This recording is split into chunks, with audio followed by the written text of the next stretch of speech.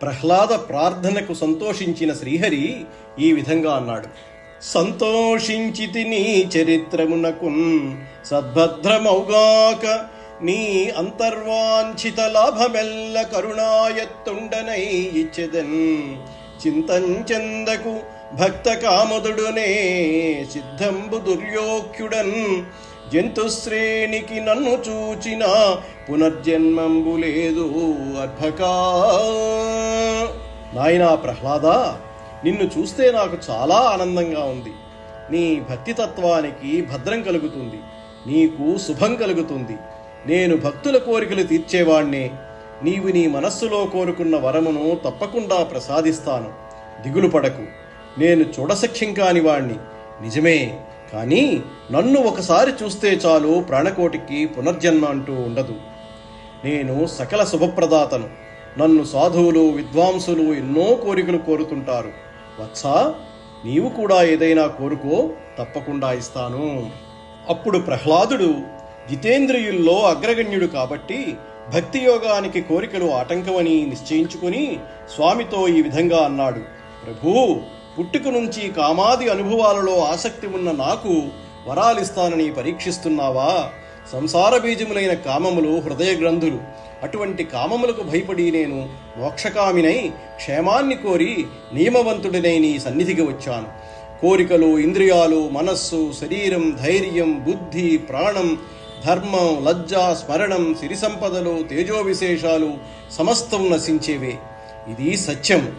లోకంలో సేవకులు ధనం కోసం రాజులను సేవిస్తారు. రాజులు తమ ప్రయోజనాల కోసం సేవకులకు ధనం ఇచ్చి పోషిస్తారు. తండ్రి, నా విషయం ఆ విధంగా భావించకు. నాకు ఏ కోరిక లేదు, నీకు నా వల్ల ప్రయోజనమూ లేదు.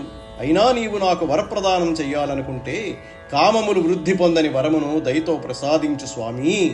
కామములు విడిచినవాడు నీతో సమానమైన వైభవం పొందుతాడు అని ప్రహ్లాదుడు భక్తితో ప్రణవపూర్వకంగా నరసింహ, పరమాత్మ, పురుషోత్తమ అంటూ నమస్కరించాడు.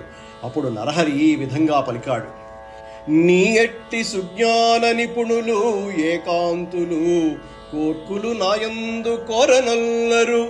అట్లైన ప్రహ్లాద అసురేంద్ర భర్తవై సాగి మన్వంతర సమయమెల్లా నిఖిల భోగంబులు నీవు భోగింపుము.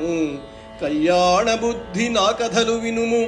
సకల భూతములందు సంపూర్ణుడగు నన్ను యజ్ఞేశు ఈశ్వరు ఆత్మ నిలిపి కర్మచయములెల్ల ఖండించి పూజనమాచరింపుము.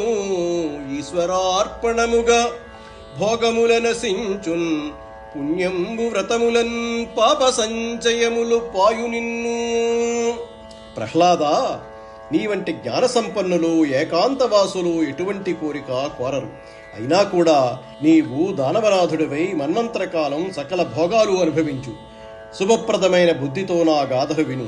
సర్వభూతాత్మకుడనైన నన్ను యజ్ఞేశునిగా, ఈశ్వరునిగా తెలుసుకుని ఆత్మలో నిత్యం ఆరాధించు. కర్మబంధాలు ఖండించి ఈశ్వరార్పణ బుద్ధితో నన్ను పూజించు. సుఖాలను అనుభవించడం చేత పూర్వపుణ్యాలు వ్యయమవుతాయి.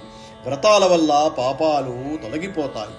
నరుడు ప్రియముతోడనా అవతారంబు నీ ఉదారగీత నికరములను మానసించునేని మరి సంభవింపడు కర్మబంధ చేయము గడచిపోవు. నా నరసింహావతారాన్ని, నీవు చేసిన సంస్తుతిని ప్రేమపూర్వకంగా మనస్సులో భావించిన నరుడు పునర్జన్మ పొందడు, కర్మబంధాలను అతిక్రమిస్తాడు.